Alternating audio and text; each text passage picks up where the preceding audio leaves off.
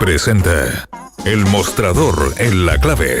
La actualidad con distintos puntos de vista. Un espacio para la discusión bien informada. El Mostrador en la Clave. Con el equipo del Mostrador. Exactamente, con el equipo del Mostrador, ya son las 9:01. Ese equipo es Mirko Macari y Federico Joanón. ¿Cómo están? Hola, buenos días, ¿qué tal? Muy bien. Buenos días. Preparados para el calor, ¿no?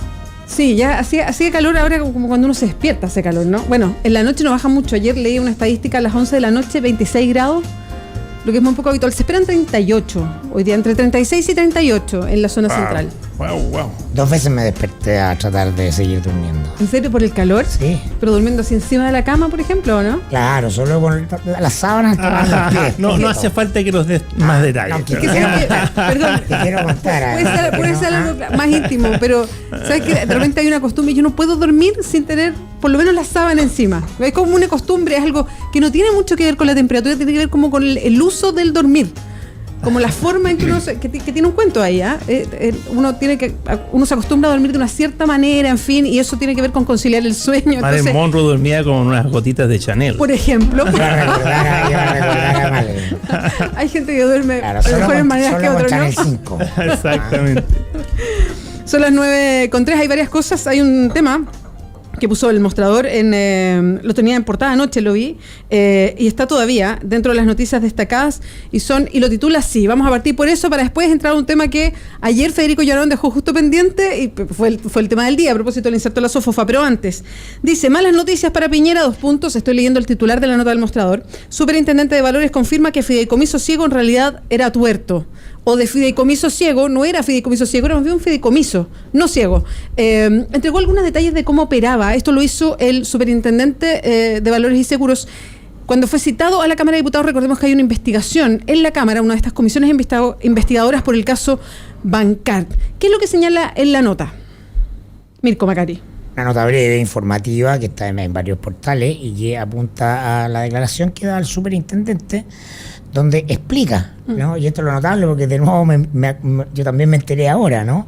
Que técnicamente este fideicomiso le permite al mandante, Sebastián Piñera, preguntarle en cualquier momento al mandado, en este caso la Reinvial, que estaba a cargo de administrar sus fondos, por los destinos de estos, y que el mandado no se puede negar, ¿no? En el fideicomiso ciego, en la teoría política en torno a la idea del fideicomiso, político-técnica, en torno al fideicomiso ciego, es que tú entregas tu plata y te olvidas. Y si tú le vas a preguntar a la sociedad de inversiones que te la está administrando, ellos te van a negar la información. Te la deben negar, además. Te la deben negar, es Solo un obligación. mandato, es un deber legal. Solo te rinden cuenta una vez que termina el fideicomiso ciego. En este caso, cuando reasume como ciudadano civil, no presidente de la República. Por eso es ciego. Y ahora, entonces supimos que no era ciego. Exactamente, es un fideicomiso. Mira, Sebastián Piñera bromeaba porque le gusta la broma, ¿no? Porque su fideicomiso, claro, no era ciego, pero era tuerto, no sé, pero al final de cuentas no eran bromas. Además que recordemos que el fideicomiso, nos enteramos también, que eso pasa con Sebastián Piñera, que uno se va enterando de las cosas a continuación, después del tiempo, porque él lo que dice, lo dice medio con maña, ¿no? Y como que nunca está la verdad completa. ¿Se acuerdan que el fideicomiso ciego, todos nos quedamos con la idea de que era sobre todo sus bienes? Exacto. Hoy día sabemos que no. El fideicomiso abarcaba más o menos un 20 y tanto por ciento de sus bienes, redondeamos, un 30%. Y que el 70% no tenía ni un fideicomiso, ni ciego, ni tuerto, ni cojo. Porque eran plata en el porque extranjero. era plata en el extranjero, cuestión que jamás aclaró. Entonces, cuando nos enteramos de eso, a propósito de Bancard, ¿cierto? Y su inversión en esta pesquera peruana en épocas del conflicto con Perú, fue, claro, sorprendente para todos, ¿no? Para la opinión pública. Wow, entonces el fideicomiso no era sobre todo. No era sobre todo. Pucha. Y ahora resulta que ese 30% bajo ese fideicomiso ciego no era fideicomiso ciego. Entonces, cuando el señor Piñera vaya a ser candidato, ya ha dicho que sí van a poner en fideicomiso ciego ahora sí todos sus bienes, va a haber que mirar la letra chica, ¿no? Bueno, el concepto de letra chica se empezó a usar en el gobierno de Sebastián Piñera, ¿no? que es muy propio de este mundo bursátil, que usa un lenguaje sofisticado y técnico, donde todo, si bien es cierto, es menos cierto. Que tiene efectivamente letra chica. Chilena, en este caso había letra chica. En este caso tal cual. Donde las reglas generales tienen muchas excepciones, que vienen justamente en la parte, entonces mira, la ley dice esto, ya, pero las excepciones son esta. Y entonces ahí hay que saber, y hay que saber técnicamente, además. Entonces lo va a decir el superintendente a los diputados, que se supone que están en una comisión donde ya deberían tener algún manejo, y bueno, nos lo sorprende a todos. Pero mira la cantidad de años que se demoraron en emitir este juicio, si esto debió haber sido al principio del gobierno de Piñera, cuando entregó un fideicomiso ciego, que no era fideicomiso ciego. Es que el tema del conflicto de interés viene de mucho antes. Nosotros lo pusimos para la campaña de Frey, muy duro con el tema de la doble militancia de Tironi, como asesor de la farmacia y a la vez miembro del comando de Frey. Pero se desata por la agenda, además, política que Ginspeter le pone a Piñera de que nombre este gabinete de los gerentes. Entonces ahí se desata, y a partir del propio Piñera, con el tema de la venta Chilevisión, Colo-Colo. Pero además cada vez que se le preguntaba a Sebastián Piñera, cuando era candidato, después cuando era presidente, que fue un tema constante, los conflictos de interés por lo mismo, por quiénes eran los ministros, quiénes habían trabajado con él, en qué circunstancias, quiénes habían sido empleados suyos y llegan después al ministerio, en fin, se le preguntó muchas veces, y siempre su respuesta iba al fideicomiso ciego. Yo hice más que la ley, tengo un fideicomiso ciego, ¿quién pone todo su valor en alguien? Yo no puedo meterme ahí. Entonces, él mismo le dio una categoría a este fideicomiso ciego, repitiéndolo permanentemente. Mira, y ahora sabemos que no es cierto, sí, es muy complicado. Nosotros en el mostrador, contra la opinión de algunos en el diario también. Ya fue discusión editorial. Claro, hemos hecho, no todos los años, pero varias veces, un ranking. Los políticos más mentirosos según la prensa política. Entonces llamamos a periodistas y a editores políticos a preguntarle, por supuesto, ¿quién es el político más mentiroso? Y entre los top 3 siempre ha aparecido Sebastián Piñera. Piñera y Espina. Piñera y Espina son top 10, permanentes. El resto se cambian, a veces Girardi, aparecen otros, pero es una constante. Bueno, a ver que Piñera anda por la vida como astuto, además un tipo muy inteligente, efectivamente, entonces piensa que todos los demás son más tontos, entonces tiene esta actitud es como del inteligente del barrio, ¿no? Y, bueno, hay que fiscalizarlo más. El ranking de los más mentirosos siempre... según la prensa política, que está metida en la cocina chica, ¿no? Que conoce de esto, digamos, claro, que puede hacer un registro de las cosas que dice que no son. En este juego. Bueno, ha sido presidente y podría ser presidente de nuevo. No, y los que te dicen mira, oye, tenemos una reunión con fulanito y para que tú lo publicas, entonces, y era mentira, era un cazador, era un cazador. Entonces hay experiencia con eso. Oye, pero haciéndote la trampita. A propósito de experiencia, la experiencia es para la opinión pública y para los medios, ¿cierto? Que nuestro deber es fiscalizar al poder y transparentar. Es que ya no podemos dejarnos llevar por los conceptos fácilmente empleados. No solo por Sebastián Piñera, sino el único mentirosillo que anda dando vuelta por ahí, sino que en general hay que tratar de ir al fondo y dedicarle horas a ver si el documento es lo que dice que o tiene letra chica. Es más pega para la prensa. Ahora, raya para la suma, yo creo que esto es importante. ¿Por qué? Porque revela algo que no hay que ser director de la CIA para saber, lo que permanentemente el tema de las platas va a estar puesto en la agenda, y va a estar por dos cosas. Porque uno, hay una investigación de la Cámara de Diputados, la nueva mayoría la armó una comisión, se dieron un tremendo plazo hasta junio, tengo entendido, es decir, para ir desangrando por goteo la candidatura de Piñera, y hay una investigación abierta en la Fiscalía. Entonces, el problema para Piñera no es cuánto marcan las encuestas, es de qué se va a tratar la campaña. Si la campaña se trata sobre sus negocios, es una muy mala noticia, porque eso le va a impedir crecer. Hay una columna muy buena de Juan Ignacio Brito en La Tercera, que él ya viene advirtiéndole a la derecha del error de quedarse casados con la candidatura de Piñera. Porque es muy a contrapelo de este tiempo, de este momento, de la sociedad chilena post platas políticas, full desconfianza, full descreimiento de las instituciones. Un político con ese flanco tan grande, tan abierto y tan expuesto, es muy difícil que no orade en la posibilidad de crecimiento de Piñera, que es necesaria para ganar, en definitiva, ¿no? Para el 50+1, porque el votante de derecha ya está con Piñera y ya está internalizado. Es decir, parte de las encuestas lo que revelan es que el discurso del orden no está en Lagos, sino que está en Piñera, ¿no? El Lagos se quedó en una zona indefinida. Entonces es muy difícil que con esa cantidad de flanco pueda crecer. No es que no se vaya a llevar el voto a la derecha, que es siempre un 38, un 40%, pero de ahí a ganar. Ese es un buen punto. Y lo otro es que el tema no está en si el hombre es millonario o no es millonario. Evidentemente es millonario, bien por él. El punto está en que si va a ser presidente de la República, esos millones no sean un obstáculo para el ejercicio del cargo, y pasan a ser obstáculo cuando hay conflictos de interés. Y la solución era bien evidente y no la cumplió, la anunció él mismo y no la cumplió, y ahora la va a anunciar de nuevo. Pues ahora hay que exigirle que lo cumpla. Claro. Sí, que muestre todos los detalles del fideicomiso. Bueno, veremos qué pasa. En marzo se anuncia que ahí van a usar. Es difícil que no tome la decisión de ser presidente. Yo creo que no está abierta esa posibilidad, pese a que hay algunos que dicen, mira, podría pasar con la lectura que se haga de lo que pase en fiscalía o qué sé yo. Yo lo veo muy difícil. Poco probable porque no tienen otro candidato, pero se le va a caer encima con esto, claro, todo el rato. Ahora yo no sé si los candidatos, todos los presidenciales, no están lejos de cuestionarlos permanentemente. Más que hablar de las ideas, parece que hoy día solo cuestionamos lo que son, lo que han hecho, lo que representan. Lo sometemos a test, que es algo que no hacíamos en la sociedad chilena, no hacía la prensa. Y está muy bien, es parte del cambio epocal. No elegimos un primo inter pares, no elegimos un rey. No, buena parte de lo malcriada que la clase política chilena tiene que ver con esto, con la idea de ser una clase, meterse en una clase de diferentes, ¿no? En una élite privilegiada. Y eso está cambiando radicalmente. Son las 9:13, este es el mostrador de la clave, es una presentación de la Universidad Autónoma, donde un 82% de estudiantes cursan carreras acreditadas y más de 21.000 egresados trabajan a lo largo de todo Chile. A la Universidad Autónoma se postula en www.uautonoma.cl, Universidad Autónoma de Chile más universidad acreditada. Seguimos con el mostrador de la clave, estamos con Federico Yonón, con Mirko Macari.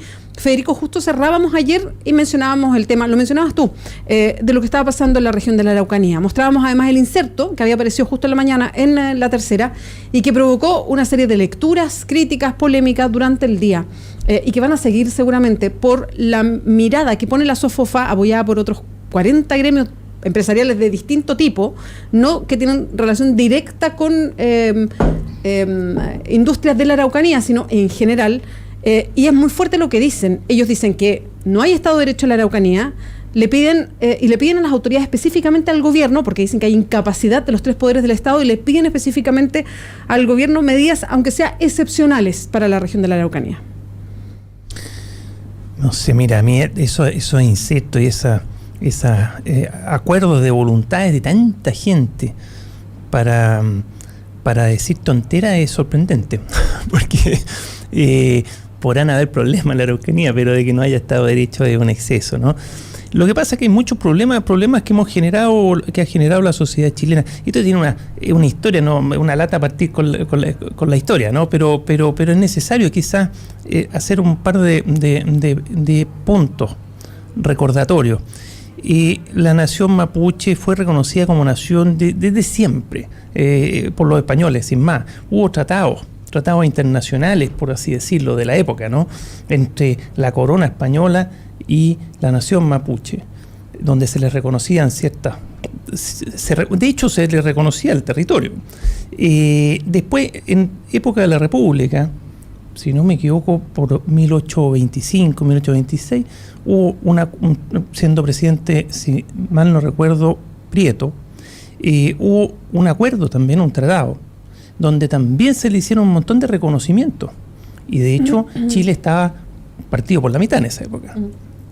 Y en algún momento, como tercer hito, el Estado de Chile se le olvidó su compromiso e invadió militarmente, ocupó militarmente la Araucanía. Esos antecedentes, de hecho, existen. Bueno, es pasado porque lo que le llamaron la pacificación de la Araucanía fue la ocupación de la Araucanía con el ejército chileno que venía triunfante del norte de Perú, Cornelio Saavedra a la cabeza. Y Y con esos 3 hechos uno puede decir, bueno, ya, el Estado chileno no cumplió, han pasado 100 y tantos años, ya no cumplió, ya. Y ya es parte de Chile, y ya incluso se le acabó el reconocimiento como nación, todos nos olvidamos, no había ninguna voluntad política por volverlos a reconocer en la Constitución como una nación, y todo lo que eso puede llevar de bueno para la nación reconocida, por supuesto. Entonces, con esos antecedentes uno dice, bueno, ¿qué vamos a hacer en la Araucanía? Y si le ponemos un cuarto elemento, que durante la dictadura se consolidaron 2 grandes grupos empresariales allá, que hoy día son dueños de prácticamente las regiones que ocupan la Araucanía, por decirlo simple, es más complejo, pero el grupo Angelini y el grupo Mate, con sus forestales, llenaron de pinos y de eucaliptos en la zona, pagados por todos los chilenos, porque es lo paradójico, y aquí viene otra maldad, juntemos elementos. Julio Ponce Lerú, el mismísimo, el de Soquimich, fue director de la CONAF a principios de la dictadura de su suegro, de Pinochet, y fue el que inventó este decreto ley que subsidiaba, en el fondo, que eso era una palabra muy fina, que le regalaba plata al Estado a las forestales para que plantaran, y si les resultaba cierto nivel de plantación, les devolvía la plata. En definitiva, estas enormes riquezas que han ocupado todo el territorio, o gran parte del territorio mapuche, además fue financiado en parte importante por todos los chilenos. Pero la realidad es que hoy día los mapuches están recluidos en pequeños terrenos. El Estado le ha ido entregando más, pero no le ha pasado tecnología tampoco. Además que hay un tema cultural de cómo se explotan las tierras. ¿Qué hacemos con eso? Y también es cierto que hay pequeños agricultores que conviven, ¿cierto? Y no tan pequeños, no solo las 2 grandes forestales, que son otro elemento que está ahí. ¿Qué se hace con eso? Yo solo lo quiero anunciar para que esa declaración de la SOFOFA y todo eso, que son de una falta de complejidad que es abismante. Es decir, no se puede decir que ahí no hay Estado de Derecho. Hay un Estado de Derecho, lo que ocurre es que hay una complejidad de fondo en esa zona que no tiene solución. Los problemas no tienen solución viable si no se abarcan en su complejidad. Pero lo que pasa, Federico, perdona, Mirko, voy al tiro contigo. Lo que pasa es que lo que uno lee de este comunicado, que además tiene un contexto, hay un contexto histórico grande de lo que llamamos conflicto Estado mapuche, digamos, como lo mencionabas tú, Federico, pero en el contexto de ahora, esto yo lo miro como una reacción a lo que pasó la semana pasada. La semana pasada una discusión nacional que se tomó primero en las redes, pero después entró el Instituto de Derechos Humanos, en fin, y el Ejecutivo mandató a sus abogados, en el caso Luxinger Macay, por específicamente la situación de la Machi Francisca Linconao. Finalmente la Machi termina con reclusión domiciliaria, porque estaba con prisión preventiva, entrando y saliendo casi un año prisión preventiva, porque todavía no hay juicio en ese caso. Y aparece este inserto de la SOFOFA, que yo hago la lectura, viene inmediatamente después de eso, tiene ese contexto, y lo que la SOFOFA plantea ahí, y mi interpretación es tratar de poner un dique, oiga, no se nos vaya, pues aquí está, los casos son terroristas, el gobierno tiene que alegar, o el Ejecutivo tiene que alegar en contra de la violencia, no cambiemos esta situación.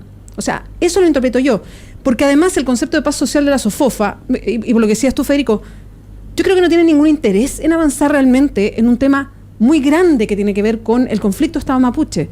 Para ellos, la paz social, como lo mencionan, es que les dejen hacer tranquilos los negocios, a eso apuntan directamente. Entonces, instalan una fórmula de apuntamos a la paz social, pero básicamente lo que dicen es mantengamos esto así y cuídenme los negocios. Entonces, no hay ni una lectura de avanzar en por eso me permití en los minutos de poner algunos elementos de complejidad. Por eso cuando esas declaraciones son tan simplonas, no pueden ser, son reprochables, pues, ¿sí? Porque simplifican hasta el absurdo una situación compleja, y eso nunca es bueno, porque no. Ahora, el tema de la Machi... Que donde la SOFOFA dice Estado de Derecho, tenemos que leer Estado de Derecha. Porque no, o sea, así es, porque es el sustrato ideológico, lo no verbalizado que está detrás de aquello, porque lo explicaba muy, o sea, tú también lo decías, pero lo explicaba muy bien Federico, en términos de los grupos económicos que están detrás, que son los Mate y los Angelini, y cuando interviene la SOFOFA, está interviniendo la derecha económica. En Chile hay 3 derechas, la derecha económica, la derecha social y la derecha política no son exactamente lo mismo, están imbricadas, tienen puntos de coincidencia, pero no son exactamente lo mismo. Entonces y la más poderosa de todas, la que tiene brazos mediáticos, capacidad de control de la agenda, es la derecha económica. Y en definitiva no es casual que entre en este minuto la derecha económica a poner puntos sobre la I en esto, porque cuando la derecha económica habla, el gobierno se resfría. O sea, no, sí. Pues, absolutamente así sí. Así funciona. Pues, esa es la señal de poder, ¿no? Es decir, la derecha política ha resultado completamente inepta para defender los intereses que la SOFOFA está saliendo a defender en este minuto. Y tiene que ver con esta idea de que está enraizada en lo profundo de la construcción de la historiografía conservadora que permea a toda la élite, incluso las progresistas, y esta idea del orden, ¿no? El orden, la autoridad y la mano dura. Acuérdense cómo salían a gritar la señora mano dura Pinochet, ¿no? Es decir, el lumazo como última ratio es parte del ADN de la derecha que, como tú muy bien dices, Federico, es muy poco sofisticada. No, la derecha chilena es muy poco sofisticada porque heredera de la estructura de la hacienda, ¿no? De los símbolos del poder, la jerarquía y la autoridad que finalmente se organizan por la fuerza. Entonces, y por eso que es muy inteligente la historiografía conservadora en llamar ese proceso pacificación, cuando fue en el fondo la ocupación militar, pues. La ocupación militar de la Araucanía. Y entonces todas las soluciones que involucran complejidad, partiendo porque en esto, no hay que inventar el hilo negro. Los problemas de las etnias indígenas se dan en todo el mundo y tienen que ver y se han solucionado. Son las consecuencias, ¿no?, de la expansión de los imperios coloniales en distintos momentos de la historia. Y hay lugares, Canadá, Nueva Zelanda, y la consolidación de los estados-nación posterior. Donde esto está solosionado. Pero esto, por ejemplo, está íntimamente ligado a al tema de por qué todavía no regionalizamos el país. Porque en la ideología profunda de la derecha, que es básica, pero es muy clarita, ¿no? El Estado de Chile es unitario. Y por eso que la Constitución de Jaime Guzmán lo dice así. No están abiertos, ni han estado nunca a reconocer, ¿no?, una nación dentro de otra nación